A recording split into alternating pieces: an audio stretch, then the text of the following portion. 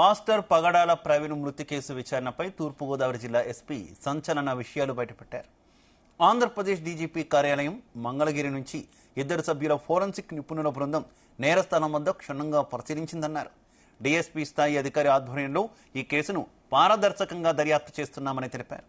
ఈ కేసులో 5 ప్రత్యేక బృందాలు పనిచేస్తున్నాయన్నారు. హైదరాబాద్ నుంచి విజయవాడ వరకు 2 పోలీసు బృందాలు, విజయవాడ నుంచి రాజమహేంద్రవరం వరకు మరో 2 పోలీసు బృందాలు పనిచేస్తున్నాయన్నారు. ఈ కేసులో దర్యాప్తు పురోగతిని సీఎం చంద్రబాబు పోలీసు ఉన్నతాధికారులతో ఎప్పటికప్పుడు సమీక్ష చేస్తున్నామని తెలిపారు. కేసు దర్యాప్తునకు సంబంధించి వదంతులు, అవాస్తవాలు సోషల్ మీడియాలో ప్రచారం చేస్తే కఠిన చర్యలు తప్పవన్నారు.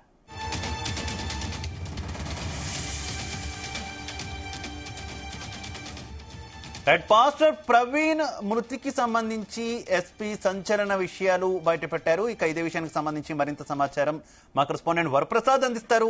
వరప్రసాద్.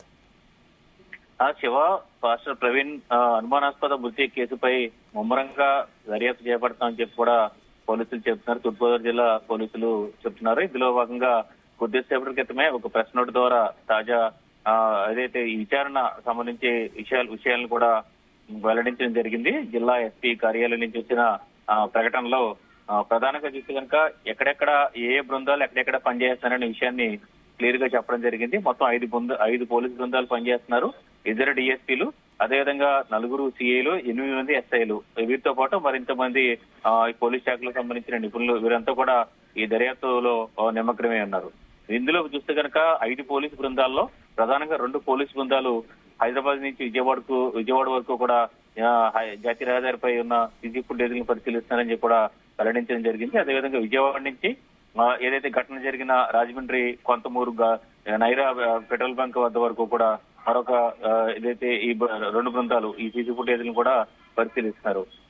ఈ సీసీ ఫుటేజ్ల ద్వారా కొంత క్లారిటీ వచ్చే అవకాశం అయితే ఉంది. ఎందుకంటే పాస్టర్ ప్రవీణ్ జర్నీ మొత్తానికి కూడా ఈ సీసీ కెమెరాల ద్వారా పూర్తిగా రికార్డ్ అయ్యే అవకాశం అయితే ఉంది.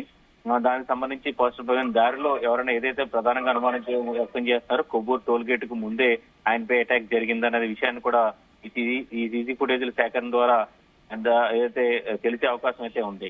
దీంతో పాటు మరొక బృందం ఇప్పటికే హైదరాబాద్ లో ఉన్నారు. హైదరాబాద్ తిరుమలగిరి ప్రాంతానికి చెందిన పాస్టర్ ప్రవీణ్ నిన్ననే ఆయన ఏదైతే అంతిమయాత్ర, అదేవిధంగా అంతిమయాత్ర కూడా పూర్తయింది. ఈ క్రమంలో అక్కడే ఉండి మొత్తం అంతా అబ్జర్వ్ చేసి ఆయన కుటుంబ సభ్యుల నుంచి కూడా ఒక స్టేట్మెంట్స్ అయితే తీసుకోవడం జరిగింది. ఆ స్టేట్మెంట్స్ ద్వారా పాస్టర్ ప్రవీణ్ కు ఎవరైనా శత్రువులు ఉన్నారా, అదేవిధంగా ఇతర విషయాలు కూడా వారి ద్వారానే వెల్లడే అవకాశం అయితే ఉంది. ఇప్పటికే పాస్టర్ ప్రవీణ్ భార్య జెసికా నిన్న ఏదైతే ఈ తను చాలా భావోద్వేగంతో మాట్లాడడం జరిగింది. దీనికి సంబంధించి పాస్టర్ ప్రవీణ్ నీ ఆశయాలను కూడా ముందుకు తీసుకెళ్తామని కూడా చెప్పిన పరిస్థితి అయితే ఉంది. అదేవిధంగా పోలీసులకు ఏదైనా కీలకమైన విషయాలు వెల్లడించారా అని చెప్పి కూడా ఈ కేసులో చాలా ప్రధానమైన అంశంగా మారనుంది. దాంతో పాటు చూస్తే కనుక ఫోరెన్సిక్ రిపోర్ట్ ఏదైతే మొన్న ఏదైతే పూర్తి చేశారో, పోస్ట్ మార్టం పూర్తి చేశారో, దాని తర్వాత చూస్తే కనుక ఆ ఫోరెన్సిక్ రిపోర్టు ప్రస్తుతం దానిలో కొన్ని కీలకమైన విషయాలను విజయవాడ ఎస్ఎస్ఎల్ ల్యాబ్ నుంచి కూడా వెల్లడి కావాల్సింది. 2 రోజులు సమయం పడుతుందని చెప్పి కూడా చెప్తున్నారు. అయితే ఆ ఫోరెన్సిక్ నివేదిక ఆధారంగా ప్రవీణ్ గురించి ఎవరైనా హత్య చేస్తే ఆయనకు సంబంధించిన గాయాలు ఏదైతే ఆయన బుల్లెట్ నుంచి పడిపోయినా ఏదైతే పడిపోతే ఒక రకంగానో, అదేవిధంగా ఎవరైనా దాడి చేసి ఏదైతే హత్య చేసేలా దాడి చేస్తే కనుక ఒక రకంగా గాయాలు ఉండే అవకాశం అయితే ఉంది. అదేవిధంగా ముఖ్యంగా ఆయన శరీర భాగాలపై అనేక గాయాలు ఉన్నాయని చెప్పి కూడా ఇప్పటికే ఫిర్యాదులో ఆయన బావమర్ది ఇచ్చిన ఫిర్యాదు. పోలీసులు పూర్తి స్థాయి ఫోరెన్సిక్ నివేదిక బయటపెట్టట్లేదు. అలాగే ఎక్కడైతే ఘటన జరిగిందో అక్కడ దగ్గరలో ఉన్న పెట్రోల్ బంక్ కు సంబంధించి పూర్తి స్థాయి ఫుటేజ్ బయటకు తీసుకురావట్లేదు. కొన్ని టోల్స్ ఏదైతే ఆయన బండి హెడ్ లైట్ కి సంబంధించినటువంటి కొంత కన్ఫ్యూజన్ నడుస్తుందో దానికి సంబంధించి టోల్ గేట్ల దగ్గర, ఇతర టోల్ గేట్ల దగ్గర విజయవాడ నుంచి రాజమండ్రికి సంబంధించినటువంటి ఆ ఫుటేజ్ కూడా బయటపెట్టట్లేదు అని చెప్పి క్రైస్తవ సంఘాలు కొంత విమర్శలు గుప్పిస్తున్నటువంటి పరిస్థితి కదా. దీని మీద ఏమైనా ఎస్పీ క్లారిటీ ఇచ్చారా? ఈ విచారణ సంబంధించి ఈ ప్రకటనలో మాత్రం ఖచ్చితంగా దానిపై కేసు అత్యంత ప్రతిష్టాత్మకమైన కేసు, అత్యంత సంచలనమైన కేసు కావడంతో దానికి సంబంధించి ఎక్కడెక్కడ అడుగడుగునా ఏం పోలీసులు ఏం గుర్తించారనేది మాత్రం ఈ ఏదైతే జిల్లా ఎస్పీ నుంచి విడుదలైన ప్రకటనలో అయితే లేదు. అయితే మొత్తం పూర్తిగా ఏదైతే పకడ్బందీగా దర్యాప్తు చేస్తున్నట్టుగా కూడా తెలుస్తుంది. అయితే ఎప్పటికప్పుడు ముఖ్యంగా ఇవాళ మహాసేన రాజేష్ కూడా స్వయంగా ఎవరైతే మొత్తం ఈ కేసు దర్యాప్తు అధికారిగా ఉన్నారో దేవకుమార్ ఆయన్ని కలిసి వినతి పత్రం కూడా ఇవ్వడం జరిగింది. ముఖ్యంగా పార్టీ తరఫునే ఆయన తన అనుమానాలు 6 అనుమానాలతో కూడా ఒక రిప్రజెంటేషన్ కూడా ఇవ్వడం జరిగింది. అందులో ప్రధానంగా మహాసేన్ రాజేష్ కూడా డిమాండ్ చేసింది ఎక్కడికక్కడ సీసీ ఫుటేజ్ లో మొత్తం బయట పెడితే కొంత అనుమానాలు నివృత్తి అవుతాయని చెప్పి కూడా చెప్పడం జరిగింది. అయితే పోలీసులు మాత్రం అంటే బయట ఏం జరుగుతుందంటే బయట రకరకాల ప్రచారాలు వస్తున్నాయి, వదంతులు వస్తున్నాయి, అదేవిధంగా అనేక అనుమానాలు కూడా రేగొస్తున్నాయి. వీటితో సంబంధం వీటిని పరిగణలోకి తీసుకోకుండా పోలీసులు అయితే తమ విచారణలో తాము వెళ్తున్నారు. ఎందుకంటే ఇది ముఖ్యంగా స్వయంగా సీఎం చంద్రబాబే ఎప్పటికప్పుడు సమీక్ష చేస్తున్నారని చెప్పి కూడా పోలీసులు చెప్తున్న నేపథ్యంలో ఎప్పుడు తాము అనుకున్న రూట్లోనే వీరంతా కూడా దర్యాప్తు కొనసాగిస్తున్నారని చెప్పి కూడా అర్థమవుతుంది. అయితే ఇది చూస్తే కనుక ఈ దర్యాప్తు ఎప్పటికీ కొలిక్కి వస్తుందని చూడాల్సింది. ఎందుకంటే ముందుగా ఇప్పటికే ఈ సీసీ ఫుటేజ్ సేకరణ అనేది కూడా దాదాపుగా పూర్తవుతుందనే చెప్పుకోవాలి. ఎందుకంటే 2 రోజుల నుంచి కూడా ఈ ఫుటేజ్ సేకరణ, ఎందుకంటే అటు హైదరాబాద్ నుంచి విజయవాడ, లేదా విజయవాడ నుంచి రాజమండ్రి, ఈ మొత్తం 2 కారిడార్లుగా మనం చెప్పుకుంటే కనుక ఇక్కడ సీసీ కెమెరాల ఫుటేజ్ కనుక పూర్తయితే ఒక క్లారిటీ అయితే వచ్చే అవకాశం అయితే ఉంది. అయితే ఎవరైతే క్రైస్తవ సంఘాలు కావచ్చు, లేదంటే ఇతర వర్గాల నుంచి కూడా వస్తున్న డిమాండ్లు ఏదైతే ఉందో ఆ సీసీ ఫుటేజ్ లో మొత్తం బయట పెడితే కొంత అనుమానాలు అయితే నివృత్తి జరుగుతుంది. అదేవిధంగా ప్రభుత్వానికి కూడా కొంత చెడ్డ పేరు వస్తుంది, ఒక రకరకాల అనుమానాలు కూడా వస్తున్నాయని చెప్పి కూడా చెప్తున్న నేపథ్యంలో పోలీసులు అయితే స్పష్టంగా ఈ సీసీ ఫుటేజ్ అయితే అధికారికంగా ఏదైతే ఈ పోస్ట్ మార్టం జరిగిన రోజు సాయంత్రం 2 సీసీ ఫుటేజ్లను అధికారికంగా జిల్లా ఎస్పీ ప్రదర్శించడం జరిగింది స్క్రీన్ మీద. తర్వాత సీసీ ఫుటేజ్ ను కూడా పోలీసులు బయట పెడతారా లేదంటే చూడాల్సి ఉంది. అలాగే వరప్రసాద్, సోషల్ మీడియా వేదికగా కూడా చాలా విస్తృతమైనటువంటి చర్చ నడుస్తుంది. కొంతమంది వ్యక్తులు కొంత ఉద్దేశపూర్వకంగానే కొన్ని ప్రకటనలు చేయడం, గతంలో పాస్టర్ మాట్లాడినటువంటి వీడియోలు సర్క్యులేట్ చేస్తూ ఉండడం, దానికి ఈ ప్రస్తుతం క్రైస్తవ సంఘాలు కౌంటర్ ఇస్తూ ఉండడం కొంత ఇబ్బందికర సిచ్యువేషన్ క్రియేట్ అవుతుంది కదా సోషల్ మీడియా వేదికగా. ఏంటి పోలీసులు ఏం చెప్తున్నారు దీనికి సంబంధించి? ఖచ్చితంగా ఇది ముందు నుంచి కూడా చెప్తున్నారు. తమ ప్రకటన, తమ విచారణ పూర్తయ్యే వరకు కూడా సంయమనం పాటించాలని కూడా చెప్తున్న పరిస్థితి అయితే ఉంది. అదేవిధంగా కొన్ని వస్తున్నాయి. తాజాగా చూస్తే కనుక నెల్లూరుకు చెందిన ముస్లిం పెద్ద సయ్యద్ షమీ ఈ దీంట్లో ఇన్వాల్వ్ అయ్యారని చెప్పి కూడా కొన్ని ఆరోపణలు అయితే వచ్చిన పరిస్థితి అయితే ఉంది. దానిపై స్వయంగా షమీ కూడా స్పందించి దానికి సంబంధం లేదని చెప్పి కూడా క్లారిటీ ఇచ్చారు. రకరకాలుగా అంటే ఇది పాస్టర్ ప్రవీణ్ కు ఎక్కువగా అంటే ఈ క్రైస్తవ మత ప్రచారకుడిగా ఉంటూ కొన్ని వర్గాలతో కూడా విభేదాలు ఉన్నాయి.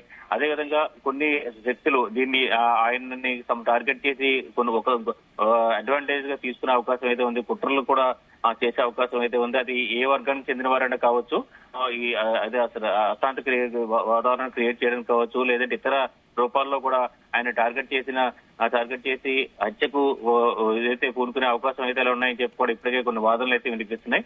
ఈ నేపథ్యంలో రకరకాల ఏదైతే వదంతులు కావచ్చు, లేదంటే రకరకాల అభిప్రాయాలు కూడా బయటకు వస్తున్న పరిస్థితుల్లో ఇలాంటి కూడా ఖచ్చితంగా చెక్ పెట్టాలి. ఎందుకంటే ఇంకా ఇది కంటిన్యూ చేస్తే కనుక కోర్టు ద్వారా తాము దీనికి సంబంధించి నోటీసులు ఇస్తామని చెప్పి కూడా జిల్లా ఎస్పీ కూడా చెప్పిన పరిస్థితి అయితే ఉంది. మొత్తం మీద పోలీసులు ఇంత పకడ్బందీగా ప్రకటన చేస్తున్నారు, అదేవిధంగా ముమ్మరంగా దర్యాప్తు జరుగుతుంది అని చెప్తున్న నేపథ్యంలో వీరు దర్యాప్తు పైన ప్రధానంగా ఉత్కంఠ నెలకొన్న పరిస్థితి అయితే ఉంది. ఇందులో మనం చెప్పినట్టుగా ఈ 5 బృందాల ద్వారానే ప్రధానంగా ఈ దర్యాప్తులో కీలక విషయాలు వెల్లడయ్యే అవకాశం అయితే ఉంది. ఎందుకంటే ఇటు అక్కడ హైదరాబాద్ లో ఉన్న మొత్తం టోటల్ గా అక్కడ ఉన్న పరిస్థితులన్నీ కూడా ఏదైతే అక్కడ బేరేజ్ చేస్తున్నారో అక్కడ స్టేట్మెంట్స్ కూడా తీసుకోవడం జరిగింది.